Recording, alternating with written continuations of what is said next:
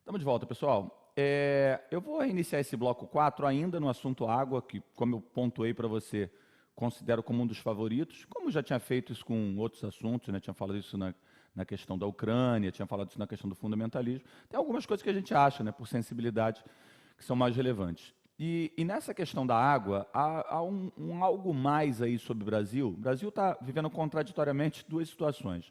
Uma situação de crise hídrica importante, né, pegando a principal cidade do país, e, ao mesmo tempo, ser o país com maior quantidade de água doce superficial. Para complementar essa contradição, sai uma notícia agora que o aquífero é água subterrânea, o aquífero que o Brasil tem na Amazônia é maior do que a gente imaginava.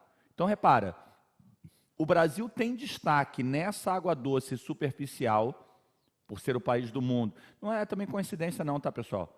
O Brasil é um dos 5 maiores países do mundo. País grandão no mundo tem 6. Rússia, Canadá, China, Estados Unidos, Brasil e Austrália. A partir dali, você tem países grandes como Índia, como México e tal, Argentina, mas no outro patamar. Desses 6, a Austrália, grande parte dela é desértica. China tem parte desértica e montanhosa com clima muito frio. Rússia e Canadá, áreas congeladas. Estados Unidos, montanhas rochosas e clima temperado. O Brasil é o maior deles na área tropical. E na área tropical chove mais. Então não é... Se quiser dizer que é porque Deus é brasileiro, tá bom, fica como Deus é brasileiro. Mas assim, o Brasil ter a maior quantidade de água doce superficial do mundo é uma decorrência geográfica. O Brasil, o fato dele ser muito grande, estar na cintura do... Quer ver uma coisa? Se você olhar o mapa da África, um país que está ali no meio, como o Congo, tem muita água. Só que ele é menor que o Brasil. Quem está na faixa equatorial do planeta tem maior quantidade de água. A questão é que, além de ter muita água doce superficial, descobriu-se o seguinte: o Brasil tem uma enorme quantidade de água doce também de subsolo.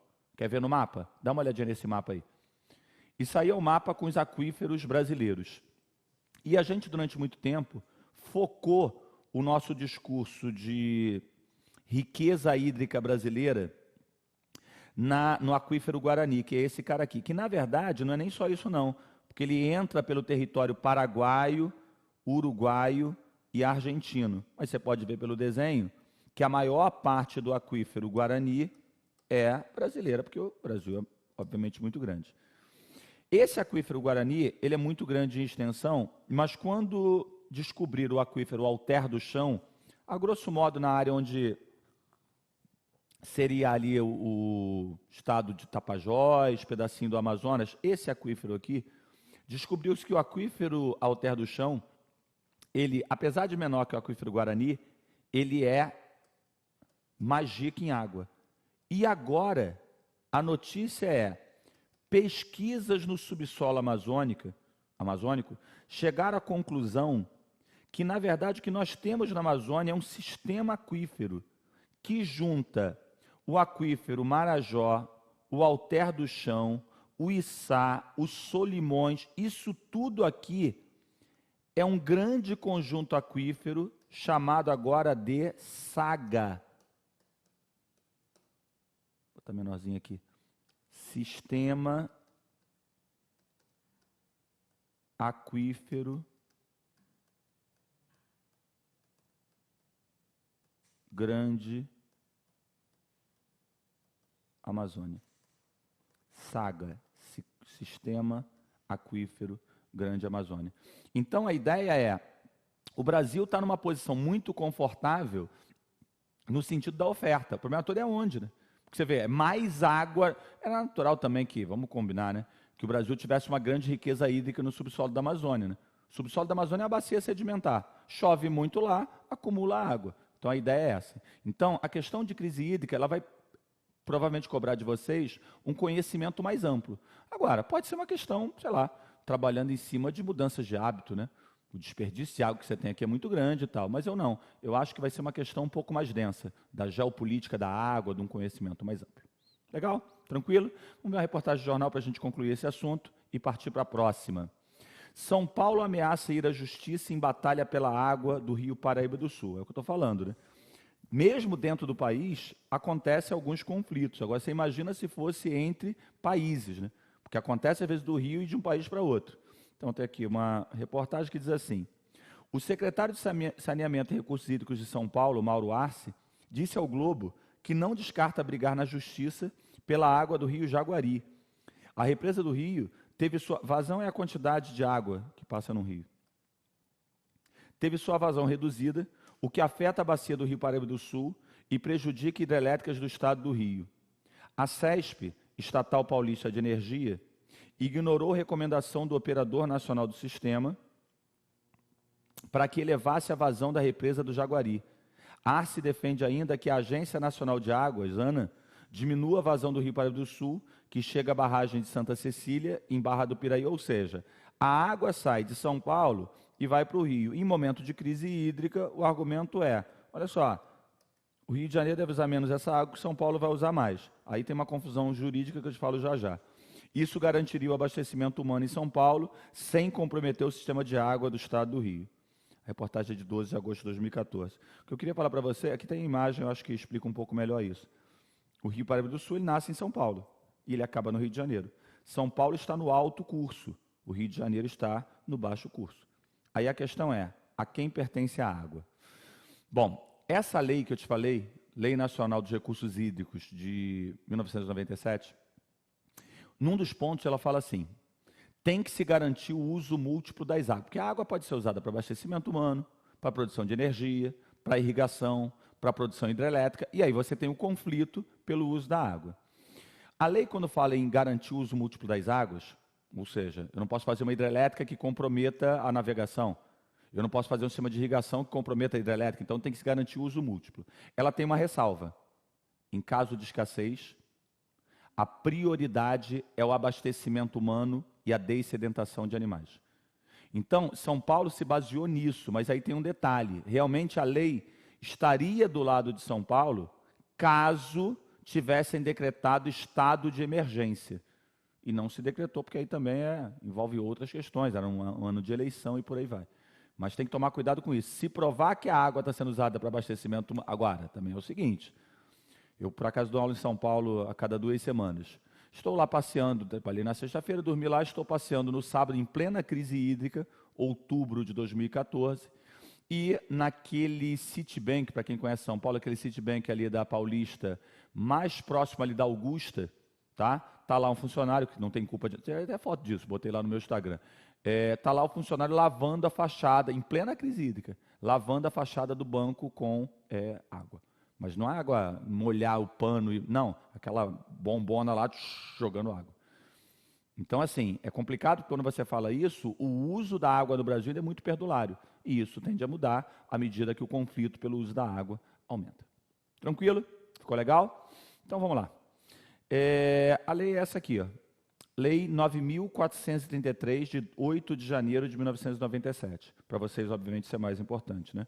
Institui a Política Nacional de Recursos Hídricos e cria o Sistema Nacional de Gerenciamento de Recursos Hídricos. A Política Nacional de Recursos Hídricos baseia-se nos seguintes fundamentos. A água é um bem de domínio público. A água é um recurso natural limitado, dotado de valor econômico. Aqui é a parte que eu falei, ó. Em situações de escassez, o uso prioritário dos recursos hídricos é o consumo humano e a dessedentação de animais.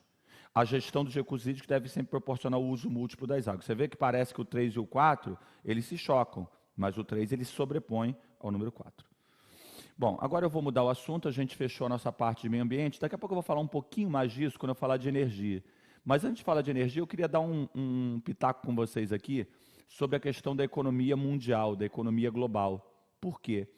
Eu falei que o nosso trabalho, a gente na verdade está no 8º bloco, né, pessoal? Se a gente juntar as 2 aulas, né, 4 blocos na aula 1, 3 blocos já foram na aula 2, eu estou agora no nosso regulamentar o último bloco, depois vamos fazer um bloquinho extra com vocês. Mas eu peguei eixos. Então, eu peguei o eixo das relações internacionais, peguei o eixo da política, peguei o eixo agora do meio ambiente, e eu queria pegar um eixo de economia para falar um pouco com vocês desse ambiente econômico mundial e fazer as conexões com o Brasil. De maneira geral, quando a gente vai falar do ambiente econômico mundial, a gente fala que nas últimas décadas a economia ficou globalizada. A globalização, curiosamente, vocês, dependendo da idade, talvez já tenham ido para a escola aprendendo a palavra globalização. Eu vou usar meus 45 anos para te dizer o seguinte, eu aprendi depois, tá? Ninguém falava em globalização nos anos 70 porque não existia a palavra. Quem começou a falar em globalização nos anos 80 não foram professores, foram pessoas do mercado financeiro americano. A palavra globalização foi entrar na mídia e nas salas de aula, na academia, no final dos anos 80. E depois virou moda. E aí qualquer um fala em globalização. Eu não estou dizendo para vocês que a globalização é nova. Eu estou dizendo que a palavra é nova e ela designa um momento da história econômica mundial, que é a ideia de que a economia está cada vez mais integrada. Olha uma notícia de globalização para você ler aqui, ó. Dá uma olhadinha na tela. Brasileiros do 3G Capital negociam compra da Kraft Foods. A Kraft é uma das multinacionais mais famosas do setor alimentar. Não chega a ter o tamanho de uma Nestlé, de uma Coca-Cola, mas é muito importante. Diz jornal. O 3G Capital, já está sendo concluída essa compra já. O 3G Capital, fundo de investimento dos brasileiros Jorge Paulo Lema, Carlos Alberto Sicupira e Marcel Telles, está negociando a compra da Kraft Foods, segundo a imprensa internacional. O negócio está avaliado em 40 bilhões de dólares e pode ser fechado ainda nessa semana, de acordo com a Bloomberg. A Kraft, fabricante, eu lembro da Kraft, eu lembro de um cream cheese, tem um cream cheese que eu como lá que é dessa marca aí. Mas deve ter outras coisas. Fabricante de algumas das marcas mais populares na mesa do consumidor americano, produtos como queijos, sobremesas e embutidos, seria a mais nova investida por parte dos brasileiros, conhecidos pela estratégia de cortes agressivos de gasto e uma empresa popular na América do Norte. Eles assumem, né, reduzem muito custo, dão competitividade e ficam cada vez mais ricos. O mais recente grande negócio do grupo foi a compra em 2014 da canadense Tim Hortons, cadeia de café que atua principalmente no Canadá e nos Estados Unidos, por 11 bilhões de dólares. Antes disso, em 2012, eles adquiriram, né? Ele adquiriu o fundo. A Heinz é aquela do ketchup, né? Ketchup da mostarda. Fabricante de condimentos por 23 bilhões de dólares. 2 anos após levar o Burger King, negócio que tornou o fundo conhecido internacionalmente. O trio Lehman, Sicupira e Telles, comprou em 2008 a Anheuser-Busch, fabricante da Budweiser. Budweiser é uma cerveja ícone nos Estados Unidos. Mas o negócio foi feito por meio da Ambev. A Ambev, esse mundo globalizado é muito difícil, né? A Ambev, ela é, na verdade, a junção de 2 conglomerados, né? A Ambev, que por sua vez já tinha sido a junção de Brahma, Antártica, Skol e tal, e Interbrew, que é uma cervejaria de origem na Bélgica e que é a fabricante original daquela Stella Artois, aquela cerveja mais amarguinha, Stella Artois. Entendeu? Então, a Ambev foi que comprou a Budweiser. É uma aula difícil, é uma compreensão difícil, que é uma coisa meio cadeia alimentar, né? Outro dia eu vi uma notícia muito interessante sobre isso. Depois dá uma googada aí, procura isso. É de agora, de 2015. Fiat inaugura sua mais nova fábrica no Brasil. A Fiat tem uma fábrica já dos anos 70 em Minas Gerais, Betim, Minas Gerais, de onde saem os seus carros fabricados aqui. Aí ela inaugurou uma nova em Pernambuco. Você está me vendo em Pernambuco, está lá em Goiânia, tá? No norte de Recife. E a notícia é interessante porque, assim, Fiat inaugura sua nova fábrica no Brasil, aí tem a foto do primeiro carro. É esse Jeep da Chrysler, esse Renegade. Primeiro carro da fábrica da Fiat, da nova fábrica da Fiat, é um carro da Chrysler. Espera aí. Quando eu tinha aprendido que a Fiat era uma empresa italiana e a Chrysler é uma empresa americana. Que bobagem a minha, né? Como se hoje eu ainda pudesse definir pelo país de onde é a empresa, porque elas vão se juntando para ganhar mercado, entendeu? É mais confuso nesse sentido, justamente por essa característica transnacional. E é interessante que um grupo de brasileiros são sócios daquele Warren Buffett, muito rico americano, e eles vão comprando empresas e vão dando escala para essas empresas. Bom, vamos lá. Apesar das aquisições recentes, esperava-se nas últimas semanas que o 3G Capital anunciaria um novo nome. Empresas como a Kellogg, Mondelez International, PepsiCo e Coca-Cola. Pô, Coca-Cola é brincadeira. Comprar Coca-Cola para o mundo. E Coca-Cola foram especulados na imprensa. A expectativa ganhou força, especialmente depois do bilionário americano Warren Buffett, segunda pessoa mais rica do mundo, com 71 bilhões de dólares, e parceiro dos brasileiros na aquisição da Heinz e Tim Hortons, ter dito no fim do mês passado que esperava fazer novos negócios com o fundo de investimento. Há 2 anos, meu amigo Jorge Paulo Lema convidou a Berkshire para acompanhar seu grupo 3G Capital na aquisição da Heinz. Minha resposta afirmativa foi imediata. Eu sabia que essa parceria daria certo dos pontos de vista pessoal e financeiro, escreveu em carta anual enviada a investidores da sua holding. Não está claro, no entanto, se Buffett estará envolvido nas negociações de compra da Kraft Foods, mas pelo tamanho da operação e pelos sinais demonstrados pelo bilionário, é possível que sim. Com faturamento 18... Bom, aí eu não queria a notícia em si, a notícia de agora. 24 de... Ah, não falei que tinha lá um cream cheese? Olha lá, cream cheese Filadélfia, é esse mesmo. Eu não queria a notícia para você saber essa notícia. Eu queria te mostrar o seguinte, esse mundo é um mundo diferente. É um mundo que as empresas não estão organizadas na escala nacional. A percepção delas é uma percepção transnacional, de dominar esses maiores mercados. E aí queria fazer não vou chamar de aula, um mini papo entre a gente aqui sobre essa economia globalizada, caso apareçam questões mostrando isso. E destacar qual é a situação do Brasil, que obviamente para a gente é mais importante. Tá? Volta aqui, por favor. Brasil tem empresas transnacionais? Já está claro que sim, né? Já está claro que sim, porque você tem esse grande fundo brasileiro atuando aí como comprador. E aqui uma reportagem mostrando que empresas brasileiras são mais internacionais. Internacionalização de multinacionais brasileiras cresce 1,6% e Odebrecht é destaque.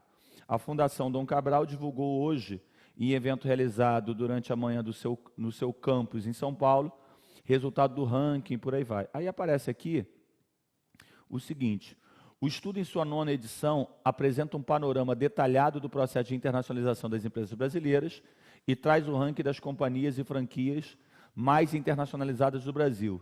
Esse ano, a pesquisa avaliou também a força da marca Brasil na criação de valor internacional, identificando como a marca do país é impactada nos setores de atuação das multinacionais brasileiras no exterior. O estudo consultou 52 multinacionais brasileiras e 14 empresas que atuam no exterior por meio de franquias. Os dados referentes à atuação das empresas no exterior, em 2013, apontam para o crescimento do índice médio de internacionalização. Ele vai mostrando, tem um ranking aqui, ó. Não coloquei o ranking. Aí, assim, dá uma cortada para mim aqui rapidinho. Você tem algumas empresas, tipo Ambev, tipo as construtoras que estão num péssimo momento agora pela questão da Operação Lava Jato e tal, mas Odebrecht, Camargo Corrêa. Você tem o pessoal do setor alimentar, né? Brasil Foods, a junção Sadia e Perdigão. Você tem a própria Embraer. Então, assim, a economia brasileira não é top no mundo. Obviamente, a gente não está no grau de competitividade da economia estadunidense, alemã, chinesa. O próprio tamanho nosso, ele ainda é acanhado perto do potencial, mas é 6º ou 7º. Então, a escala da economia brasileira é uma escala muito relevante. Então, o que acontece agora o Brasil teve uma economia relativamente fechada até os anos 80. E aí o Collor começou o processo de abertura da economia em 1990 e, numa linguagem mais popular, pau que dá em Chico, dá em Francisco. Né? Da mesma maneira que empresas externas entram aqui, algumas empresas brasileiras conseguem atuar fortemente fora. A base de mercado consumidor aqui, de matéria-prima, é muito importante. Então, permite essa inserção externa. Agora, tem que ver qual é o caminho que a gente vai seguir. Essa imagem que a gente vai ver agora, por acaso tem a Kraft ali? Tem a Kraft ali na imagem. Essa imagem é uma imagem que, de certa maneira, mostra bem o que é essa realidade. Assim. A gente conhece essas marcas. Pouco me importa se eu sei a origem. Né? Esse Kraft aí, pelo visto, era americano, IBM também. A BMW aqui à sua direita, uma marca famosa, icônica, de automóveis da Alemanha. A Nokia eu descobri outro dia que é da Finlândia. A Nokia de celular, eletrônico e tal. E assim, pouco importa, a Heineken holandesa, a Sony japonesa, mas eu estou falando isso, mas não é bem isso, né? Não é bem japonesa, finlandesa, não sei o quê. Não dá para saber. Por quê? Porque você tem uma capilaridade muito grande entre essas empresas. Então a questão é, o que é o mundo atual? É um mundo de uma tecnologia muito avançada, que dá uma ideia de redução de distâncias, que a gente vai ver já na próxima imagem, em que as empresas que dominam importantes economias começam a atuar em outras áreas, ou seja, adotam uma postura, uma ação transnacional, multinacional. Ok? Vamos lá. Mundo globalizado é o mundo dessas empresas. Essa imagem aqui eu acho que ela é autoexplicativa. Dá uma lidinha no que está escrito aqui, acho que você vai entender qual é a essência da coisa. A essência do que está aí o mundo tinha um certo tamanho no século XVI, XVII, XVIII, XIX. Por quê? porque a melhor velocidade lá do barco à vela, não sei o quê.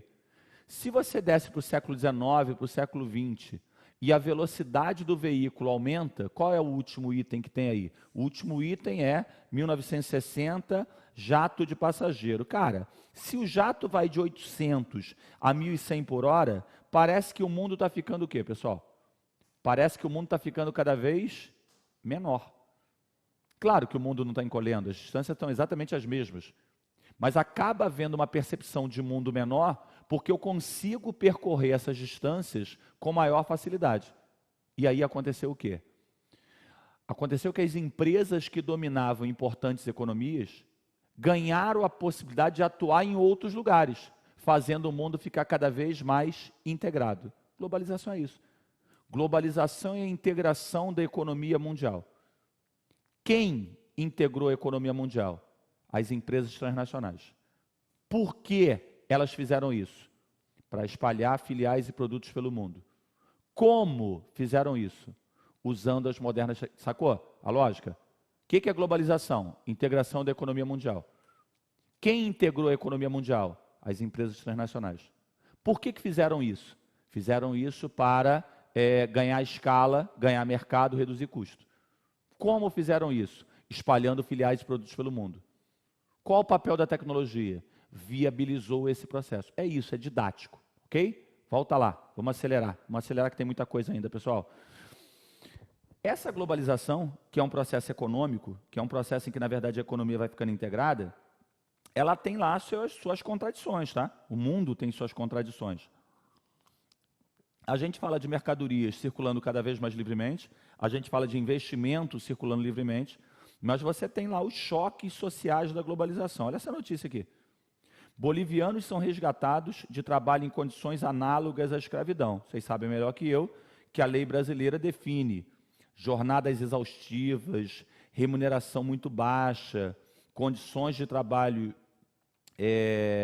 ruins, como situações análogas à escravidão. E nós nos acostumamos com esses casos no meio rural, né, na Amazônia e tal, lá caso de escravidão. E começa a pipocar notícias sobre condições análogas à escravidão em área urbana, inclusive em São Paulo. E esse caso dos bolivianos que eu vou ler agora. Quer ver? Vamos lá.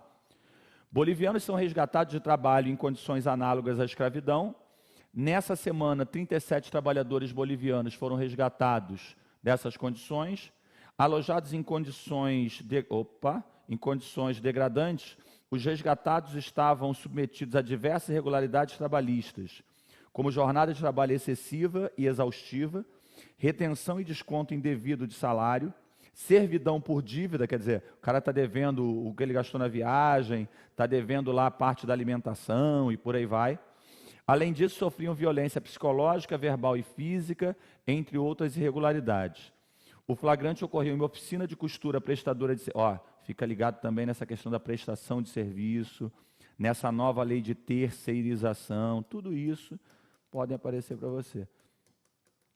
Nesse caso aqui acontece uma coisa curiosa, porque muitas vezes são marcas famosas, produtos de marcas famosas que estão sendo feitos por esses trabalhadores. E aí é curioso por quê? Porque, assim, fica muito feio para a Zara, para, sei lá, para a Renner, sei lá mais para quem, para Benetton, lá em Bangladesh, empresa italiana lá em Bangladesh, ser associado com o trabalho escravo. Para a Apple, condições de trabalho, o cara fabricando iPhone, algo de altíssimo nível, e a denúncia de trabalho escravo. E aí a resposta dessa empresa é interessante. A Apple fala assim, não, eu não estou fabricando, eu não tenho trabalho escravo. Claro que eu não tenho. Quem fabrica o produto é a Foxconn, é a empresa que eu contrato. Entendeu? E aí, moralmente, é difícil definir de quem é essa responsabilidade. Mas essas empresas são terceirizadas. Às vezes são quarteirizadas. Às vezes essa grande empresa contrata uma para fazer e essa contrata outra. E é onde você tem essa submissão de trabalho em condição muito ruim. Vamos lá. O flagrante ocorreu em uma loja de costura, prestadora de serviço das lojas Renner, localizada na zona norte da capital paulista. Ao todo, os auditores fiscais do trabalho lavraram 30 autos de infração, emitiram 37 de requerimento de seguro-desemprego. A ação possibilitou ainda o pagamento de R$ 875.800 em verbas rescisórias aos trabalhadores que ainda tiveram a garantia de contratação diretamente pelas indústrias de confecção fornecedoras de empresa autuada, com garantia de estabilidade de 6 meses, mediante acordo firmado pela loja com o Ministério Público do Trabalho e o DPU. A operação foi realizada em conjunto com o Ministério Público, a Defensoria Pública da União e apoio do Tribunal Regional do Trabalho, notícia de novembro de 2014. Eu peguei uma do Brasil, mas eu poderia ter pego uma notícia de um desabamento de uma fábrica em Bangladesh, lá na Ásia, no ano passado. E aí a mesma coisa, assim, Bangladesh é uma antiga parte lá da Índia, um país de condição social muito ruim, e aí desabou lá uma construção com várias fábricas, e morreram lá várias trabalhadoras, e descobriram lá marcas como a Benetton, que é da Itália, a H&M, que é sueca, a Primark, e aí a ideia delas é, não é nossa, a gente contrata empresas aí. Mas aí você tem sempre uma discussão que envolve até o consumidor, a ideia de boicote a essas marcas e por aí vai. Bom, vamos lá, pessoal, continuando aqui. Um dos pontos que envolve aí a ideia de globalização é uma economia que está muito integrada. E uma coisa que está bombando agora é essa discussão da Grécia. Porque a Grécia é um país da União Europeia, ela usa o euro, só que ela tem um déficit público enorme, ela não consegue pagar as próprias contas, e a discussão agora é, ela vai continuar na zona do euro ou não vai? O que aconteceu há alguns meses foi o seguinte, os gregos, a população grega já não queria mais cortar direitos, cortar salário, aposentadoria, e elegeram um cara da esquerda, que é quem está no poder agora. Esquerda vence a eleição na Grécia e promete negociar com credores. O líder do Siriza, esse partido de esquerda, Alexis Tsipras, grego é duro, hein? Anunciou que pretende negociar com os credores do país uma nova solução viável que beneficie todos, após vencer as eleições legislativas desse domingo, segundo a France Press. A vitória do Siriza na Grécia pode gerar nervosismo no mercado financeiro. Estamos vendo exatamente isso agora. Primeiro-ministro grego cumprimenta a partido Siriza por vitória eleitoral, com 99,5% dos votos apurados, de acordo com a agência AF. O partido Siriza tinha 36,34% dos votos, quase 9 pontos à frente do Partido Conservador Nova Democracia, do primeiro-ministro Antoni Samara. O partido deve ter 149 cadeiras das 300 do parlamento. O novo governo estará disposto a negociar pela primeira vez com nossos sócios uma solução justa, viável, duradoura, que beneficie todos, declarou Tsipras, diante de uma multidão reunida na Praça da Universidade de Atenas. A Grécia, bom, isso tudo aí já é passado, a questão é a negociação da Grécia com a União Europeia e com o FMI e o resumo da ópera, isso aqui é de janeiro. Eu estou gravando essa aula para vocês em julho. O resumo da ópera é, a coisa deu uma degringolada. Repara, a Grécia deve muito. Como é que os credores exigem para dar dinheiro para a Grécia? Exigem medidas de austeridade. Medida de austeridade afeta o trabalhador. Trabalhador, de saco cheio disso, votou no partido de esquerda, que quer renegociar. Renegociar não vou pagar. Nessas bases eu não pago. E aí, crise. O que me interessou nesse assunto é que você saiba dessa situação da Grécia, do déficit público grego, mas saiba que a economia grega não é tão relevante assim. Ela tem um tamanho, assim, parecido com a do Rio de Janeiro, ou do Peru. Ela, na Europa, ela é uma economia pouco relevante. Para esse barulho todo que está acontecendo. Mas o barulho se faz presente por dois motivos. Primeiro, que a moeda dela é o euro, então afeta a União Europeia toda. Segundo, que com a economia globalizada, não tem mais essa do país ser importante ou não ser importante. Porque como está tudo integrado, o que afeta um país tem repercussão em outro. Lembra da crise imobiliária de 2008 nos Estados Unidos, a crise da subprime? Começou no mercado imobiliário americano? Ela foi muito grave, mas ela não foi grave como a crise de 29. A crise de 29 foi muito mais séria, só que 29 foi uma porrada na cabeça do sistema. A de agora não precisa mais disso. Porque a capilaridade é tão grande que o que afeta um acaba tendo o quê? Problema com o outro. No caso da Grécia ainda tem um adendo, que é a discussão de soberania. Quem tem que decidir o que vai fazer é a Grécia. Mas o que ela decide acaba afetando os outros, que é uma marca da economia global. Entendeu? Vamos combinar uma coisa? Vamos fazer um bloco extra, tá? A gente vai fechar esse por aqui. No bloco extra eu vou falar um pouquinho mais do Brasil, eu queria falar um pouquinho com vocês de energia. A gente vai falar um pouco mais. Um abraço, até a próxima.